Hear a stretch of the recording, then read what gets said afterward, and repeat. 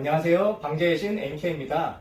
보통 흔히들 가정집에서 가장 많이 발생하는 해충으로 바퀴벌레를 생각하고 계시는데요. 바퀴벌레 말고도 또 외에 많이 발생하는 해충이 한 가지 더 있습니다. 그것은 바로 화랑공나방인데요. 사람들이 대부분 정확한 이름을 몰라서 보통 쌀벌레라고들 부르긴 합니다.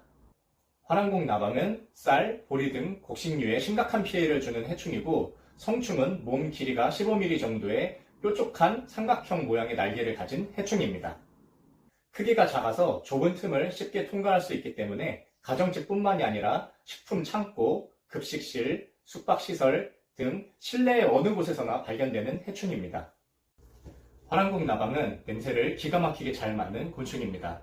번식기가 되면 암컷은 수백 미터 떨어진 곳에 있는 쌀이나 보리, 밀가루 등 곡물가루로 만든 가공식품 냄새를 감지하고 보관식품에 침투하여 알을 한 번에 수백 개씩 산란합니다.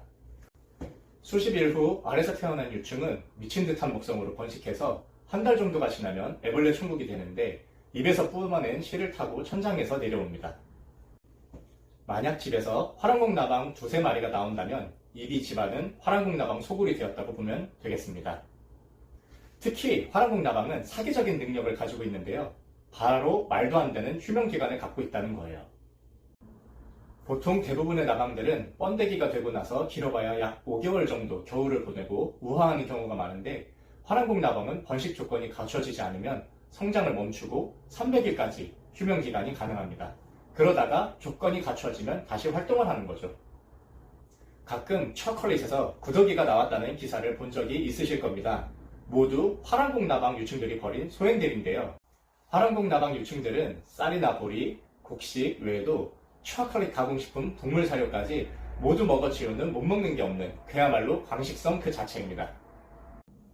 성충이 봉초를 뚫고 들어가 알을 낳으면 유충이 초콜릿을 파먹고 자라는 겁니다.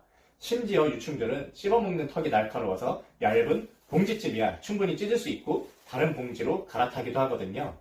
그러면 이 화랑공나방은 어떻게 예방해야 될까요? 방법은 아주 간단합니다. 첫 번째, 쌀이나 보리 같은 곡물을 먹을 만큼만 밀폐용기에 보관하시고, 두 번째, 기타 밀가루나 전분 사료, 과자들은 입구를 잘 밀봉하여 보관하셔야 합니다. 이렇게만 해도 화랑공나방이 절대로 번식하지 않습니다. 하지만 이미 화랑공나방이 번식하였다면 어떻게 해야 할까요?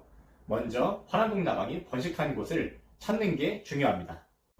성충은 빛을 싫어해서 실내 구석, 천장 틈, 형광등 뒤, 눈에 잘 띄지 않는 곳에서 활동합니다. 그리고 화랑공나방이 먹고 자랄 만한 곳을 모두 싹 찾아보셔야 합니다. 찾으셨다면 그 장소에는 성충과 유충들이 바글바글 할 겁니다.